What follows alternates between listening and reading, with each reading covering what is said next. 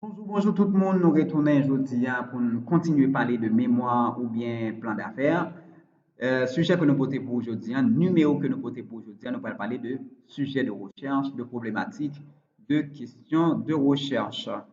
Comme vous pouvez le constater, on dit que le travail de recherche se construit ou se réalise autour d'une question fondamentale concernant un phénomène, voire un problème. Donc, il y a un monde qui voulait faire une mémoire, c'est un monde qui, dans l'environnement côté l'a évolué, qui identifié un phénomène qui t'a demandé pour que la société a comprendre plus bien, qui demandait une intervention sur les scientifiques, ou bien il y a un problème quelconque que lui voulait en tant que jeune universitaire contribuer, d'en mettre plus lumière.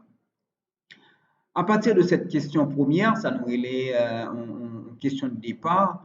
Un enchaînement de questions peut être déclenché donc parce que bon problème, parce que il y a un phénomène qui attire l'attention, ça fait que déjà on pose une question.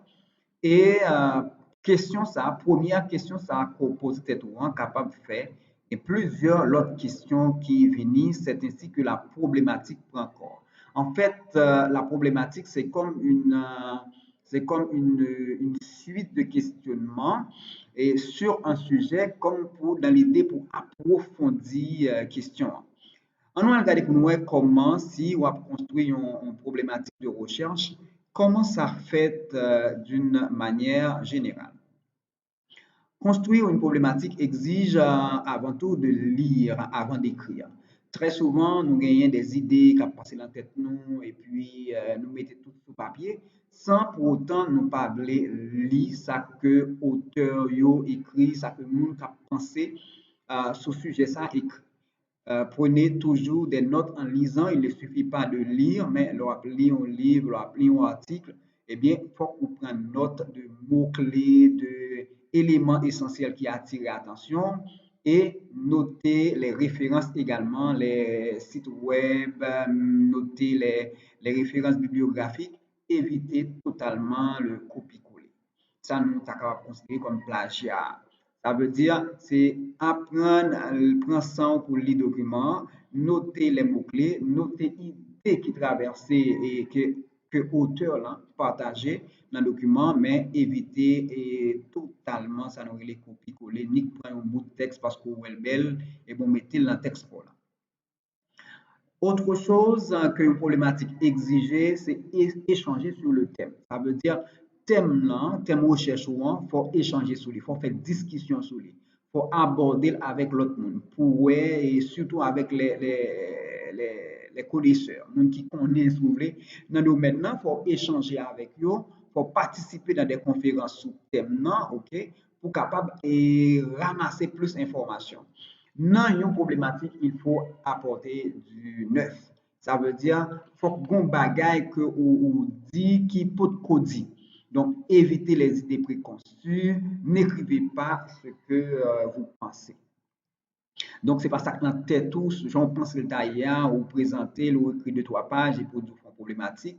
Donc, c'est pas ça. En réalité, il faut lire avant d'écrire. Donc, si vous ne pas lire, eh bien, du coup, vous n'êtes pas capable d'écrire parce que ça, c'est vraiment des opinions qu'on peut écrire, c'est ça, les dire ou qu'on peut écrire, et ça, c'est pas vraiment une activité scientifique. La problématique vise à démontrer que le problème en question peut être encore adressé autrement. Donc, probablement, il y a plusieurs autres monde qui parlaient de questions ça déjà, plusieurs autres monde abordent des problèmes là, plusieurs auteurs abordent des problèmes là. Mais si le problème persiste encore, soit un peu partout à travers le monde, soit dans votre région, donc il faut faire quelque chose. Pour cela, l'étudiant doit se former sur le thème le plus largement possible. Ça veut dire que ce n'est pas lire un livre, deux livres, ok? C'est le plus largement possible. Répertorier les théoriciens qui épiloguent sur le thème, identifier leurs différentes positions. Donc, il y a plusieurs auteurs qui parlaient de ce sujet ça, ils n'ont tous pas la même position et on peut regarder déjà, lorsqu'on cherche différents auteurs qui abordent des sujets ça, on peut regarder qui différentes positions que vous prend. Troisième bagage qu'on va faire, on va confronter position ça yo, au fin de reformuler la question de recherche. Ça veut dire, au départ, on avait une question qu'on peut considérer comme question de départ, donc la première question qu'on avait à l'esprit, et maintenant, étant donné qu'on a fait des lectures, on a trouvé des idées différentes, on a trouvé des théories différentes sur la question, maintenant, on va reformuler la question de recherche. Pour qui ça? C'est parce que ou pas capable de chercher un bagage, tant comme dit dans le document, ou pas capable de chercher un bagage que vous jouez déjà.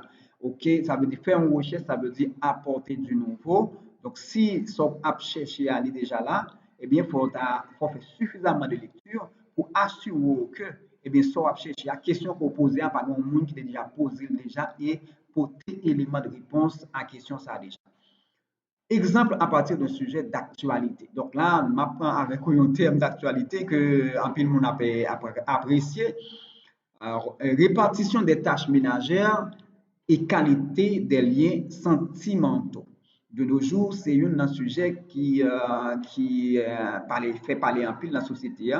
Est-ce que tâches ménagères, est-ce que nous devons répartir entre partenaires, entre garçons avec filles? Est-ce que faire manger, laver, et repasser et autres?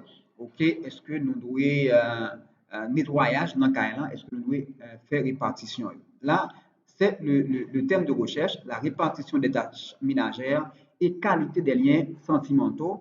Ça veut dire, est-ce que, eh bien, répartition de tâches ménagères est capable d'améliorer, augmenter, diminuer, affecter en quelque sorte qualité lien qui gagne entre deux mondes. Le sujet de recherche. Donc, à partir de ce thème de recherche, moi, je formule un sujet de recherche que vous allez regarder, critiquer, apprécier, si vous voulez. Impact de la répartition des tâches ménagères sur la qualité des liens sentimentaux auprès des hommes vivant en couple depuis au moins 10 ans dans la localité Fondois. Donc, regardez bien le sujet. Donc, j'écris ça comme ça. Impact de la répartition des tâches ménagères sur la qualité des liens sentimentaux auprès des hommes vivant en couple depuis au moins 10 ans dans la localité de Fondois. Donc, étude ça, nous allons faire le côté garçon qui est en couple depuis 10 ans dans un espace déterminé et nous allons regarder pour nous est-ce que moun sa yo considéré que gagner des impacts qui gagnent sur qualité relation yo depuis te gagné répartition tâches ménagères yo. Est-ce que monsieur yo plus content, OK, parce que y a des répartitions des tâches ménagères ou bien est-ce que ça a affecté sentiment yo dans la relation que vous gagnez. Maintenant, à partir de thème et sujet, nous gagnons une première question que nous appelons question de départ. Comment la participation des hommes dans les tâches ménagères peut-elle influencer sur la qualité des liens sentimentaux dans les couples? Okay? Comment participation monsieur dans les tâches ménagères est capable d'influencer la qualité de relation dans le couple? Est-ce que la influence qualité positivement ou négativement? Est-ce que la dégrade la qualité de relation? Donc, voyez un peu. C'est ici que l'étudiant va rentrer dans la construction de la problématique. Ça, on a une idée sur le problème et puis on a une question de départ. Eh bien, c'est ici que l'étudiant va rentrer dans la construction de la problématique. Il faut noter que la question de départ ainsi que la problématique restent provisoires. Donc, question qu'on posait avant, ça fait pas reformuler les questions. Question qu'on posait, première question qu'on posait, alors comment c'est faire lecture, alors comment c'est faire recherche, ou capable besoin reformuler les questions, même avec problématique là, autant de fois qu'on va lire, on va repasser maintenant dans problématique là. L'arrivée de nouvelles informations peut transformer complètement la question de départ. C'est la raison pour laquelle on dit que la problématique doit marquer d'une touche d'originalité. Donc, on n'est pas capable d'écrire un document, écrire un mémoire ou poser un problème qui est déjà posé même genre, même zone, dans la même période là, par l'autre monde. Car il ne faut pas chercher ce qui a été déjà retrouvé, donc ce qui est déjà là. Donc, un bagage qui est déjà rejoint déjà, qui l'a déjà, donc on n'est pas capable de chercher encore. Ainsi, la problématique consiste à poser un problème autrement. Il se pourrait bien que le problème a été déjà posé, mais cette fois-ci, on va l'apprécier autrement. Construction de la problématique. Eh bien, comment ça se passe? On va faire une petite introduction sur le thème, sans oublier de montrer nos premières préoccupations, notre première question. Donc, qui ça qui pousse nous en premier bagage depuis l'introduction, mais qui ça qui pousse nous, mais qui problème que nous voulons aborder, mais qui question que nous toujours pas répondre. Et ensuite, introduire le positionnement des différents auteurs, lorsqu'on dit ou même, mais qui problème qu'on pas jamais qu'on comprendre.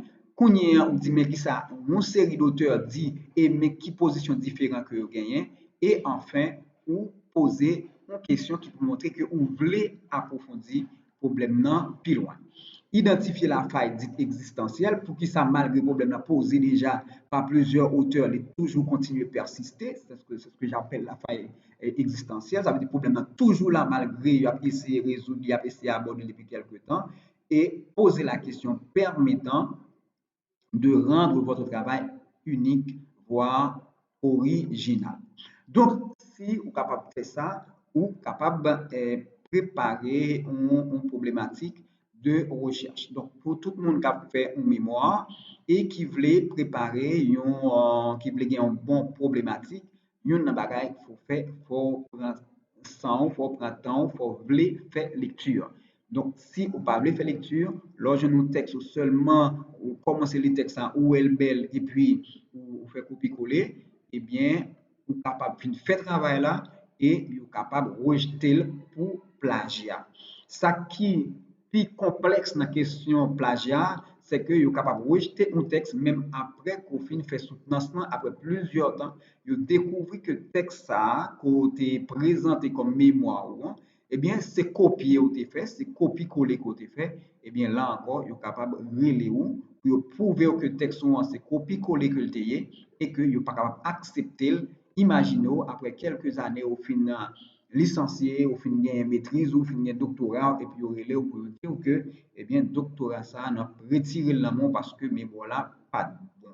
C'est vrai que je dis, il n'est pas évident parce que le plus facile pour contrôler est-ce que vous faites plagiat parce que gagner un logiciel pour ça même.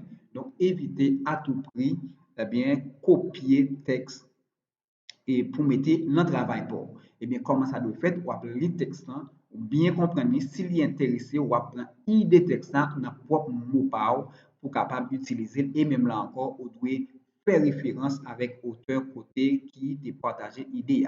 C'est un plaisir pour me partager le numéro ça avec vous. Partagez avec tout l'autre monde qu'on connaît qui est capable besoin de travailler sur une mémoire. Pas oublier, abonner, sous pour faire ça et partager et quitter commentaire, ça a utile moins en pile, il permettre que moi plus motivé pour me plus l'autre vidéo. Allez, à bientôt.